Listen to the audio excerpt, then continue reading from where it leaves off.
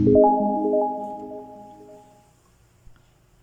afternoon, my colleagues at Harris Memorial College. I will be sharing it to you my published work on my dissertation, and it is an edited and it's titled "We Are Settled at Last: Pioneering Kindergarten Education in the Philippines."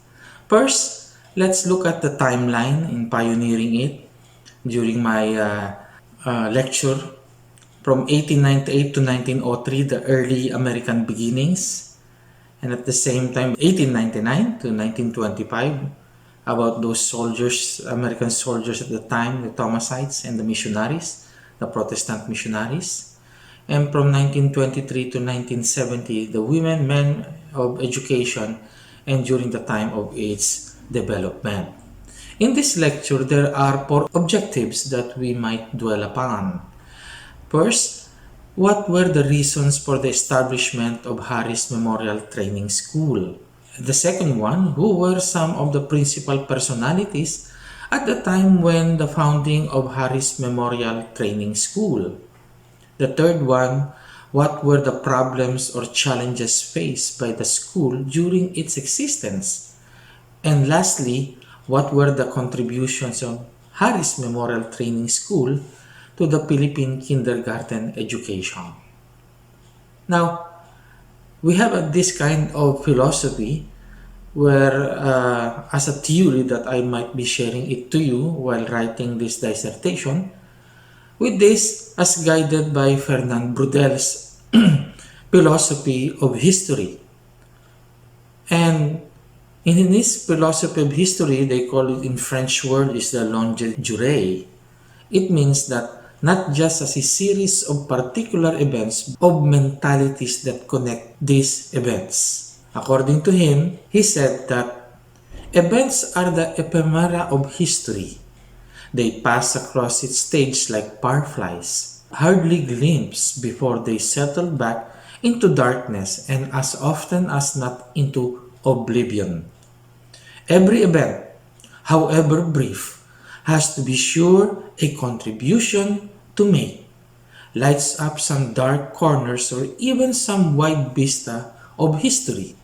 Nor it is only political history which benefits most, for every historical landscape, political, economic, social, and even geographical, is illumined by the intermittent flare of the event. Furthermore, in this theory, I will be explaining some of the what we call historical institutionalism. The theory applied to this study is historical institutionalism. It is a theory of Peter Hall, Kathleen Talent, Sven Stamo, Paul Pearson, Giovanni Capatoccia, James Mahoney, and Ted Skopkol, in which their research was interrelated. This social science, among many social and political theories, will utilize to study the nature of its origins, of its construction, organization, and dynamics of decision-making institution reflected in our society. It analyzes macro context and hypotheses about the combined effects of institutions and processes. Historical institutionalism is the best approach in studying politics. This approach, distinguished with other social sciences, approaches by its attention to the real-world empirical questions, its historical orientation, and its attention to the ways in which institutions structure and shape political culture and outcome. By adding many historical studies that had been researched that is pertinent to this study on explaining on emergence and persistence of institutions that do facilitate coordination among employees and other groups. It is also reflected as an educational institution, such as Harris Memorial Training School. Reflected to a religious institution, It focuses on the understanding of human agency and behavior and its interaction with political and social institutions within the realm of its educational administration. It also touches certain structures of decision making and institutions' role in introducing the program. Religious connectionalisms of the institution's kindergarten program was observed. Ethical and moral rules and political guidelines define institutions are the means through which those institutions have their influence on individuals. Applied to history, the time-space element entails a historiography on the results of the interplay between administrators, faculty, and structures, functions, and decision-making across time. The historical institutionalists were also influenced by the way in which structural functionalists saw the polity as an overall system of interacting parts. They accepted this contention but reacted against the tendency of many structural functionalists to view the social, psychological, or cultural traits of individuals as the parameters driving much of the system's operation. Instead, they saw the institutional organization of the polity or political economy as the principal factor structuring collective behavior and generating distinctive outcomes. They emphasized the structuralism implicit in the institutions of the polity rather than the functionalism of earlier approach that viewed political outcomes as a response to the need of the system. Hence, it would interplay experiences and observation of institutions within society and political administration decision-making behavior. It would emphasize religious and educational cultural backgrounds as the basis of contextual analysis. In this study, it would also place institutions' role in educating the populace under the age of preschool.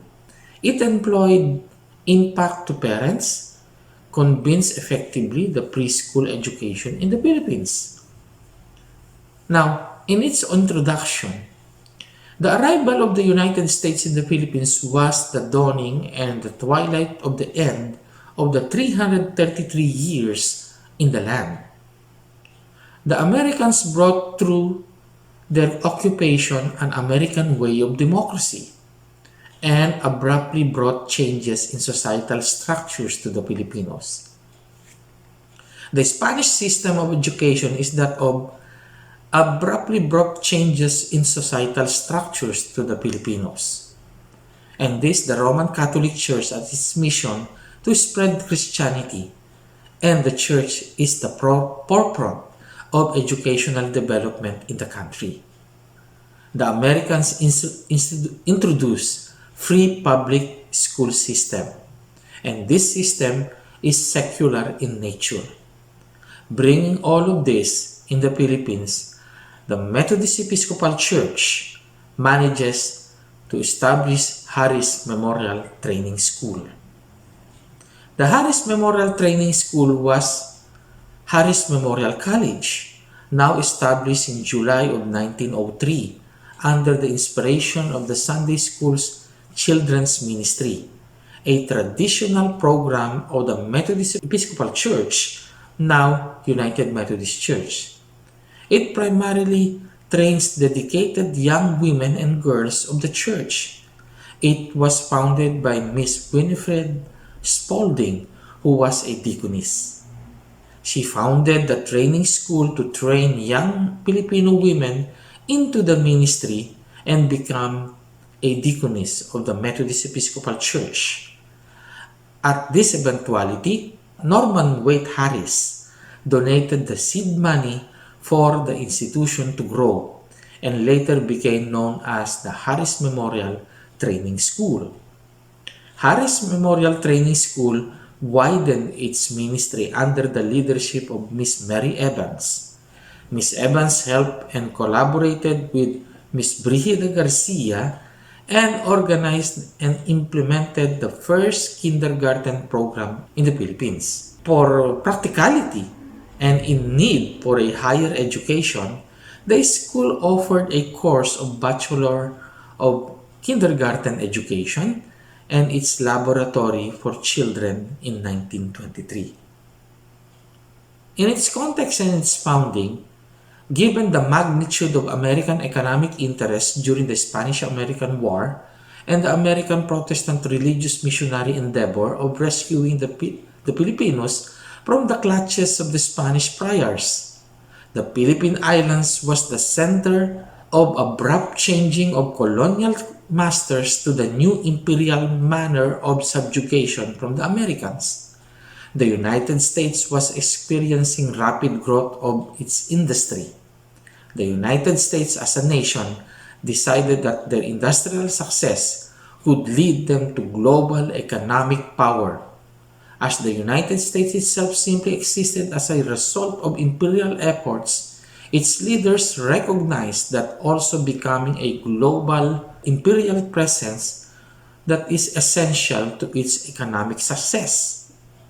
As President McKinley put it, thus, duty and interest alike, duty of the highest kind, and interest of the highest and best kind, impose upon us the retention of the Philippines, the development of the islands, and the expansion of our eastern commerce. The American historical accumulation of territories since 1780s to the 1890s means opportunity of missionary endeavor, plus economic progress. The clamor of many Protestant denominations for missions was strengthened. At one point, the Methodist Episcopal Church leadership under Bishop Charles McCabe, with some clergymen, visited President William McKinley at the White House to stress their missionary concerns in the Philippines. In response, McKinley said, "I went down on my knees and prayed to Almighty God to take them all and to educate the Filipinos and to uplift and Christianize them." Motives were in place throughout the American society with the help of the mainstream American media, and commerce to secure its interests sends an expeditionary military Asiatic fleet in the Philippine Islands. Truly, the American government and the church are separated by their written political and philosophical ideals, but the American people were presented a united front with such colonizing character, combined with faithful spreading of the gospel. One Protestant denomination, the Methodist Episcopal Church, arrived early in the Philippines in 1899. Methodist missions were officially established in the 1900s through the Women's Foreign Missionary Society. This was apparently the first full-time missionary who worked. Throughout America, Protestant missionaries were excited to their new-found possessions. They were encouraged with expansionist outlook. The American public and its ecclesiastical culture, majority of them were in support of the war with Spain, and even lobbied in Congress and in media to acquire the whole Philippines. Oppositions were present also at the Congress and even organized the Anti-Imperialist League. This was led by Samuel L. Clemens, also known as Mark Twain. With him, some prominent Protestant ministers. While missionaries were in the Philippines, this popular outlook was a burden to them. Despite of these Protestant missionaries were zealous in sharing to the Filipinos the gospel. Kenton Clymer posited that the Protestant wanted the United States to rescue the Cubans and the Filipinos from what they perceived as Spanish misrule. But they also realized that Americans control the Spanish island would open the way for Protestant message to be preached in the areas from which it had hitherto been excluded.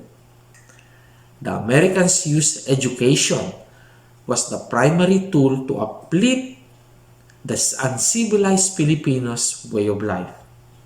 Women were the prime reason for education, for they were primarily deprived of educational enlightenment in the past colonial regime. As a matter of fact, in the United States during the first quarter of the 20th century, women empowerment was in full swing as evidence granting them of their suffrage's rights. It was in this way that the church as an institution felt the need of a training school for deaconesses. At first, they were called Bible women and were under the supervision of the American missionaries. This vocation of Filipino women led to the establishment in 1903, the Harris Memorial Training School in Manila, headed by Miss Winifred Spalding. It is also immediately spread in Lingayen, Pangasinan, with the Women's Bible School. With these blossoming missions of evangelism from Manila, way up north of the island of Luzon, church planting was very rapid. Sunday schools in the local churches were developed for the young children of the Bible women as teachers. As early as 1911, the Sunday school movement was a success story among the community when it was popularized by the missionaries. Filipinos found new religious tone in their life, encouraging young women to be trained for evangelistic work, which is of paramount importance to the institutions like Harris Memorial Training School. This would essentially gather Filipino Methodist identity to the coming decades of Philippine Methodism. To sum it up, the aims and reasons for the establishment of Harris Memorial College first is to develop young women for mission and evangelistic work. Second, to equip knowledge and essential calling of their life vocation. And third, to inculcate substantial challenges, progressive work for children's educational needs. The institution's founding igniters. While it is clear that Methodist missions were persistent in its evangelical work, it is evident that institutions are reliable organs or vessels to much richer Christianizing work in the island. Along from the Deaconess Board of Methodist Episcopal Church overseeing the program implementation, minor deaconess missionary supports and institutions academic programs, especially when Miss Brigida Garcia first introduced kindergarten education at the Harris Memorial College and eventually in the Philippines. Important personalities in the genesis of Harris Memorial Training School had drawn out the architects of mission work, who with their time, talent, and treasure to begin its establishment was made possible. Norman Wade Harris, a banker and philanthropist who was born in Massachusetts. He was very much involved in philanthropic activities during McKinley administration. During the 1907-1913, he was president of the Harris Trust and Savings Bank of Chicago. He was also president of Harris Forbes and Company of New York and New York Harris and Company Incorporated of Boston. For many years, he was also involved as a member of the International Committee of the Young Men's Christian Association, for which he was a large financial contributor and was vice president of the Board of Trustees of YMCA Chicago.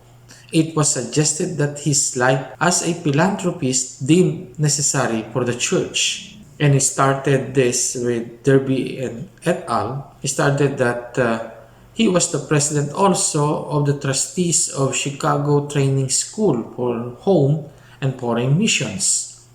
the largest training school of its kind in the country, to which he gave the land upon which its principal buildings are located, and erected its chapel and one of its main buildings known as Harris Hall. He was also a president of the Board of Trustees of the Deaconess Pension Fund, which he founded contributing thereto $100,000, and was trustee of the Northwest University, to which he donated $250,000 in 1913 to erect and maintain a building known as Harris Hall of Political Science and History. In 1911, he gave $250,000 to the public school extension of the Field Museum of Natural History in Chicago.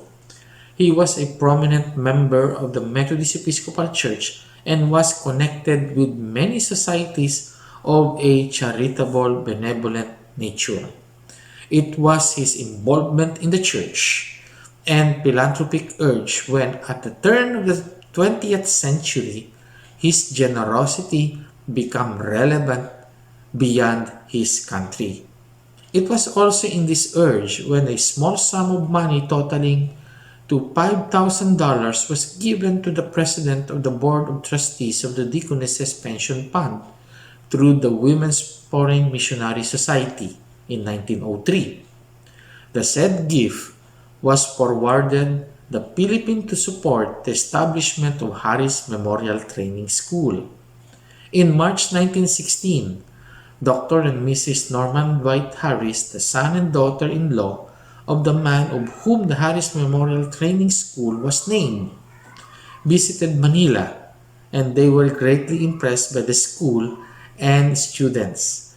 When they went back to the United States of America, they eagerly reported to the father of who was in Lake Geneva in Wisconsin the fruitful work of the institution. Happy with the grace of the Lord, died in 15th of July of that same year. Winifred Spaulding, a deaconess from the state of Kansas, was appointed by the Women's Foreign Missionary Society, based in the United States, to the Philippines, which its continuing interest in education ignited the ministry of Harris Memorial Training School. She conducted classes to a meager first batch of enrollees of espousing Christian subjects. With a minimum knowledge in Filipino vernacular, she was assisted by a British missionary named Elizabeth Parker, who spoke very well in Tagalog.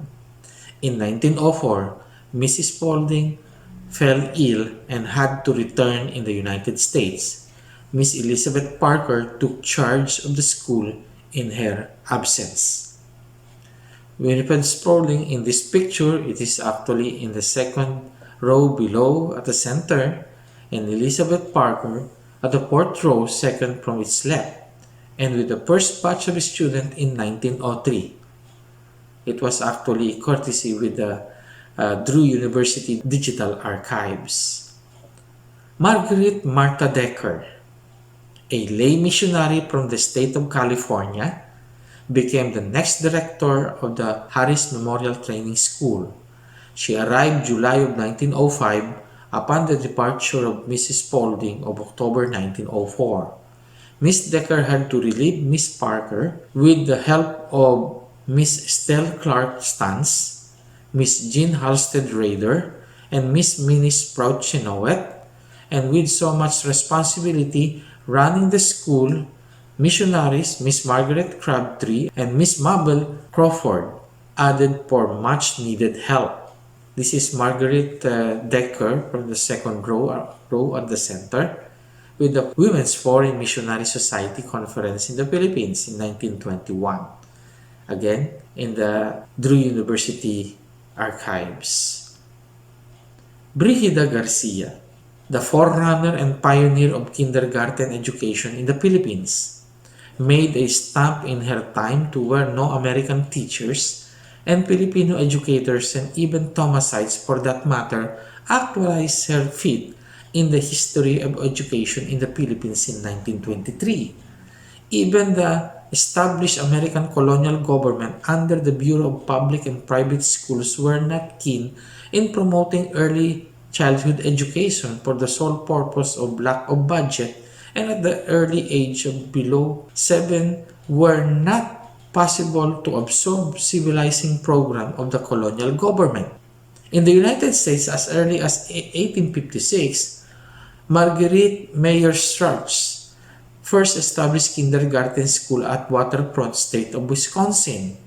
And in 1863, Elizabeth Palmer Peabody pioneered kindergarten education in Lancaster, state of Massachusetts, to where both stress elements of childhood education distinguished by play and flexible physical environment. With a distinguished and enhancing brief presentation of the pioneer of kindergarten education, recently published in a popular Methodist magazine in the Philippines, and Gamolo noted, the United Methodist Church through Harris Memorial College is known pioneer kindergarten education in the Philippines. What is widely known in the Methodist circle is that the pioneer itself was Brigida Garcia Fernando, who opened the first kindergarten class in the country in 1922. Brigida was born on October 1st, 1894 in Pildira, Pasay, to Francisco Garcia and Teodora Santos. She was raised by her grandmother Francisca Garcia, whose family was converted to the Protestant faith by the first Filipino Methodist Episcopal Church preacher Nicolas Zamora.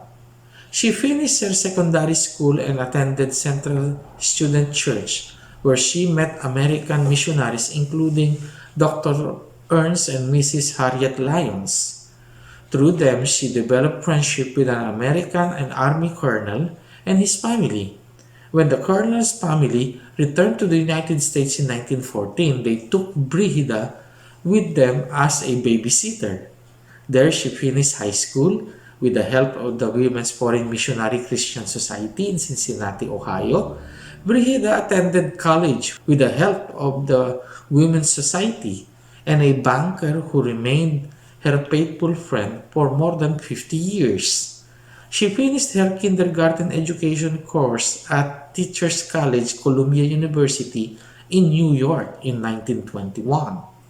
Then after she sailed back to the Philippines and joined the faculty of Harris Memorial Training School, there she met and married Gregorio Fernando, who would later become a pastor. As a kindergarten pioneer, she spent much time in the outreach teaching and in addition to teaching kindergarten and student deaconesses. These personalities has pushed the possible ministry in our church and the institution itself. It gave so much impetus to the mission and evangelism among Filipinos. This is Brigida Garcia is actually at the front. She was actually seated at side. And Maria Aquino standing at second row left with the first batch of kindergarten class in 1923 at Hugh Wilson Hall at Lerma Street, Sampaloc, Manila. Again, courtesy of Drew University Digital Archives. Challenges during operation. At the onslaught of events since 1898, hegemonic ills of this country were very severe in terms of Spanish colonial past, battered by the changing of colonial masters' imperial design that cuts through the very veins of an infant nation, so to speak. A nation with ideals to be sovereign has come to its end. The context with a very clear situation that the people had experienced. The Philippine society's way of life in every association, organization, and institution is marred by problems, culturally and ideologically. When the institution was established in 1903, the lack of sufficient funds to purchase a lot for the school was a problem. The faithful members of the Methodist Episcopal Church in the United States, primarily the wealthy, undoubtedly began to realize their ministry and their contributions, endeavoring their legacy or personal interests. The evidence of its insufficiency was the changing of its location from one place to another. From 1903 to 1909 at Cervantes Street, Ermita, for only 6 years and her educational stint. From 1909 to 1923 at Rizal Avenue, Santa Cruz. Besides Knox United Methodist Church, where it stayed for 14 years. Then it transferred again in the third time at Lerma Street's corner P. Paredes, Sampaloc, to where the Hugh Wilson Hall was located and established the very first kindergarten school in the country. Eventually, for 24 years, it stayed in Lerma, went back to Cervantes Street in 1948, and for 38 years at Cervantes Street, from 1948 to 1983, he experienced her educational development that the year in 1983, her permanent location ended at the municipality of Taytay, the province of Rizal, until the present. This is Harris Memorial Training School in 1903 at Calle Nozaleda, which is actually also Cervantes, now General Luna Street, Ermita. And this is Harris Memorial School in 1909 at Calle Cervantes, now Avenida, Manila, besides Knox Memorial Methodist Episcopal Church at Parlet.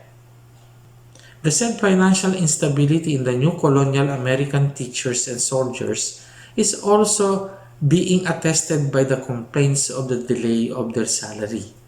This was the greatest source of dissatisfaction among many Protestant missionaries. This had been a problem, but nonetheless, faith and patience emerged. This had been revealing among the missionaries in the provinces and the barrios. Missionaries and teachers sometimes had a hard time espousing their colonial education to the Filipinos, but with no complaint delivering it. One thing they had to hurdle so that they could espouse their teaching was by Filipino culture and language. The tropical weather conditions and vulnerable to disease are present environmental problem. American soldiers and teachers complained of loneliness, homesickness, and difficulties of adjustment, which in much more with the Protestant missionaries of the times. It is much fitting more to conclude that although the American Protestant missionaries considered themselves allies of the American colonial government in the difficult task of encouraging cultural change, they often judged themselves truer believers in the white man's burden than government officials. In addition, most missionaries reflecting the intellectual milieu of the late 19th century displayed condescending, paternalistic, and sometimes racist attitudes towards Filipinos. But objective studies are scarce, and further investigation may show that the missionaries had only a limited impact on the larger society. Due to the religious proselytizing accusations of the Roman Catholic Church or the faithful itself to the Protestant missionaries, the ideal impact to the population was lack of religious toleration. This might reinforce the abrupt change of colonial government. The populace with that certain society has negative impressions, resulting to passiveness. Another was the issue of nationalism. It states that nationalistic sentiments did something erupt against American Protestant missionaries, resulting in important schism, but the bulk of congregation remains loyal, and fascination with America was a notable attribute of prominent Filipino clergymen. This is the Hugh Wilson Hall photographs, which are actually the one in your right is the Harris Memorial Training School in 1923 at Hugh Wilson Hall, Lermer Street. At the middle was also a Harris Memorial Training School at Hugh Wilson Hall at the first kindergarten laboratory with children playing at the foreground. And this is a present Harris Memorial School, then at Hugh Wilson Hall, now Kapatiran Kaunlaran Foundation Incorporated, a United Methodist Church social arm, which is actually KKFI. This is Harris Memorial School to Harris Memorial College from Nozaleda and up to the Taytay area in Rizal. HMC's contribution to the kindergarten education in the Philippines. As early as 1903, during her founding years as a training school, this institution made its way in a clearer direction. It is clear that the school will be constituted by the church people, primarily deaconesses.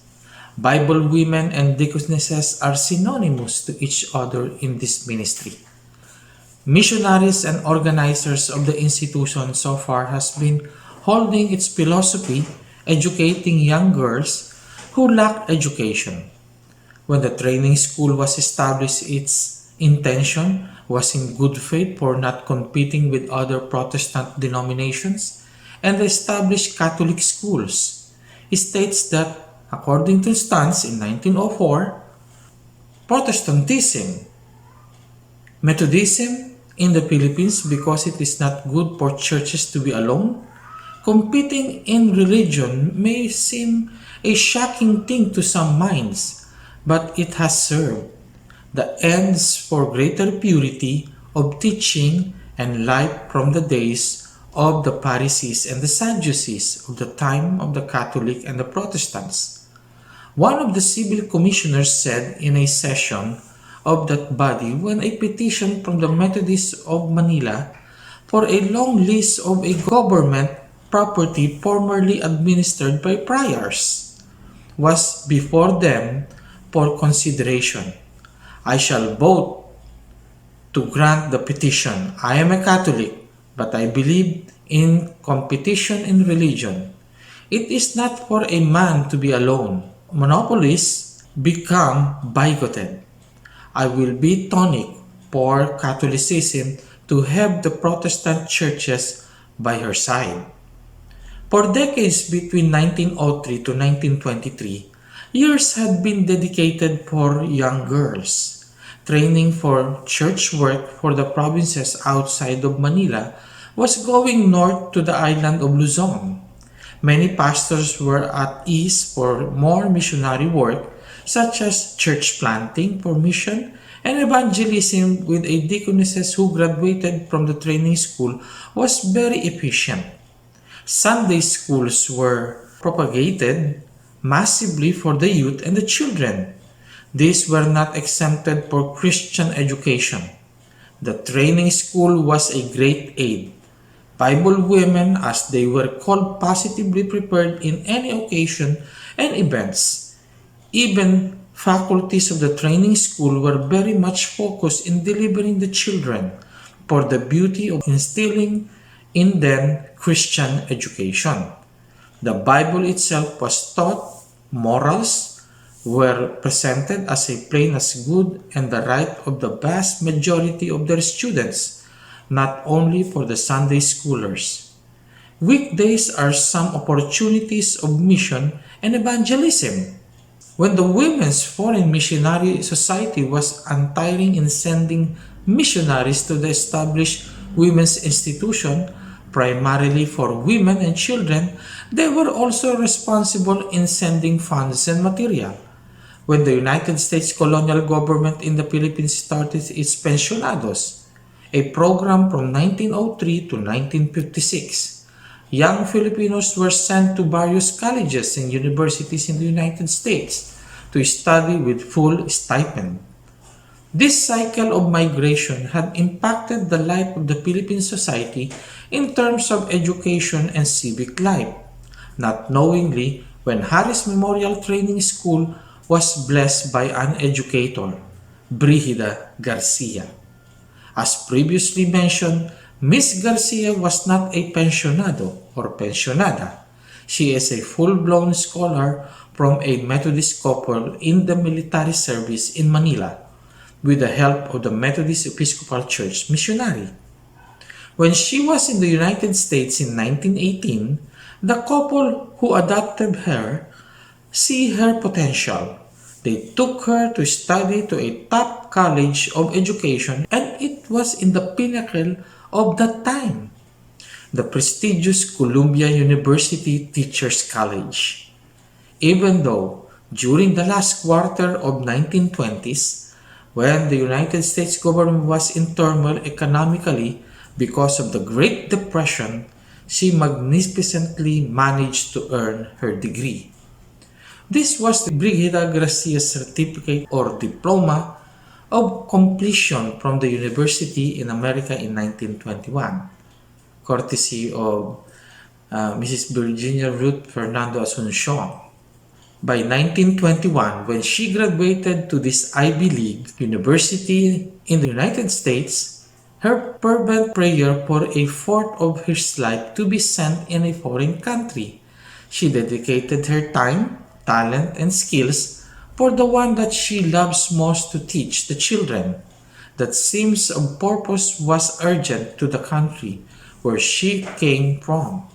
That Filipino child was her passion to teach them the way to a Christian and a civilized should be.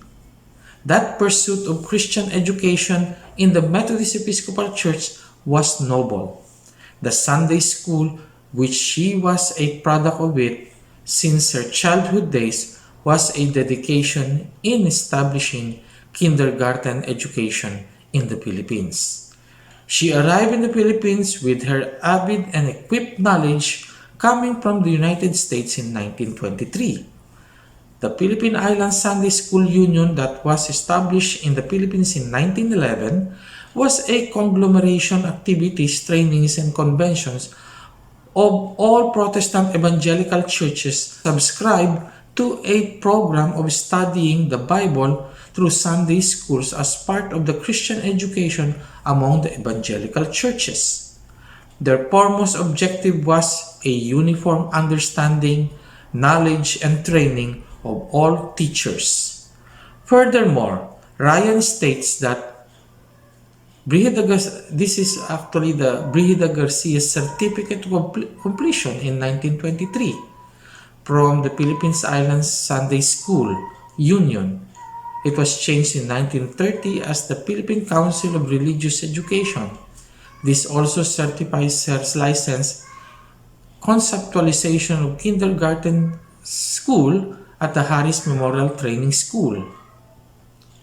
The Philippine Islands Sunday School Union came into being in 1911 as an organized expression of the growing interest among American missionaries and the Filipino workers in the achievement of more effective and religious education of children and young people. It has been quite analogous in its functions and activities to the State Sunday School Association of America.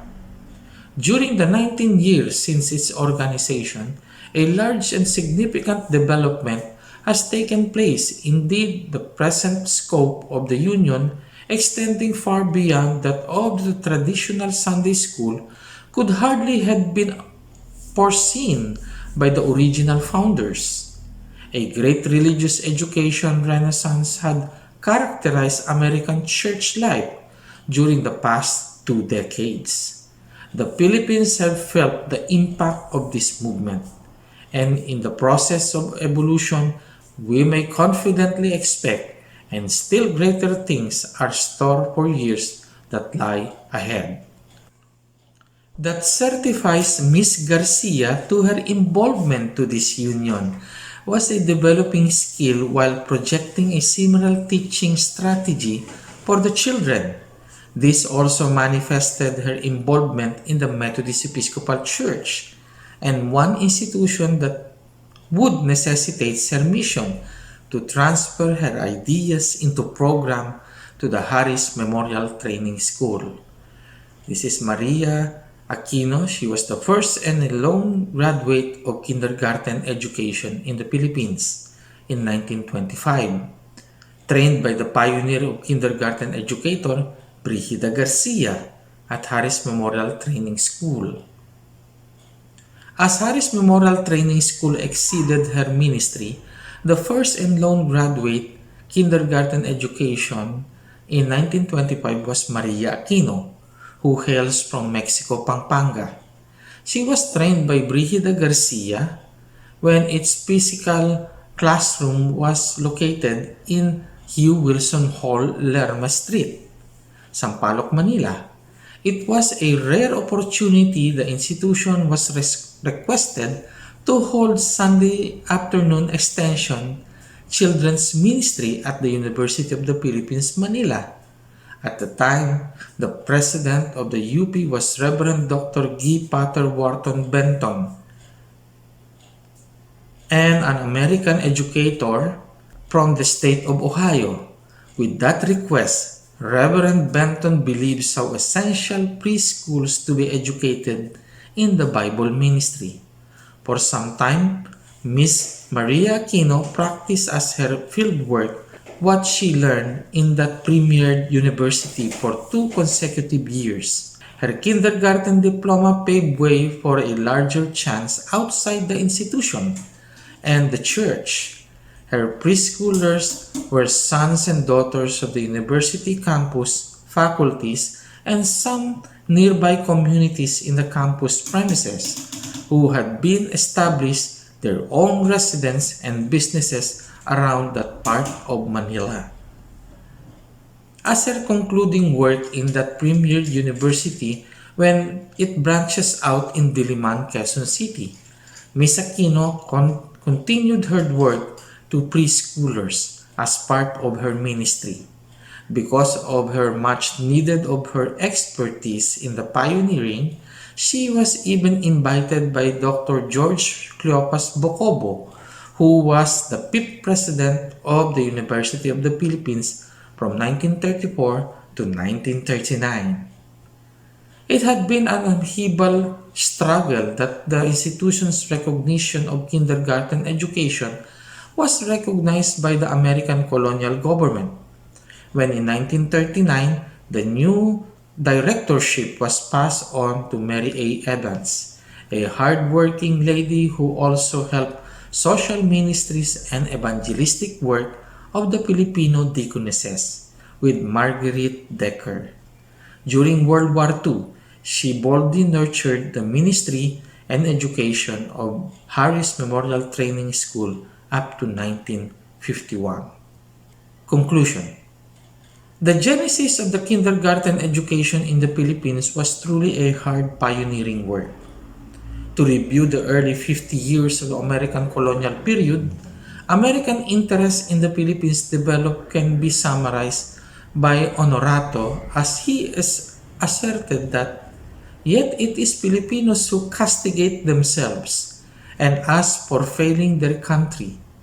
Filipino intellectuals spare no words in their denunciation of those who were less than full-time heroes. It would be seen then that their understanding of the meaning of the development differs from President William McKinley, Elihu Root, William Howard Taft, Atkinsons, and Barrows. By any reasonable measure, the progress in the Philippines during those early years surpasses the record of any other imperial power for a comparable period. American assistance on the whole is motivated by a sincere desire to help. It would be foolish to think that we are now trying to make amends for past mistakes, although some of our countrymen no doubt think so. Probably the Philippines would have received assistance even if there had been no special relationship. In the last analysis, it will be the Filipino people who will determine the outcome of their national development. Moreover, that institution is also an American. The church and state is somewhat a separated entity in the American political philosophy. Education in the Philippines brought by the American missionary efforts by the Women's Foreign Missionary Society through the Methodist Episcopal Church initiative was brought to the urgent needs of the times that would gain development as a whole far from the deaconesses training from 1903 to 1923. From 1925 to 1921, the Harris Memorial Training School produced 67 graduates from all over the island of Luzon. Young women and children have accepted the fact that the Methodist is synonymous to kindergarten to which they are the product. The institution's factual contribution to the national development, particularly in the education, specifically in kindergarten training, was a breakthrough even after the World War II, when early childhood education was recognized by the Philippine government in the 1970s. Furthermore, as a matter of fact, Methodism was brought to the country by the American missionaries. Their model of mission work is preaching, teaching, and healing ministry. Their holistic work is a manifestation of their doctrine that the spiritual cannot be independent from social, the economic, and the political. These sectors are seen to be interactable,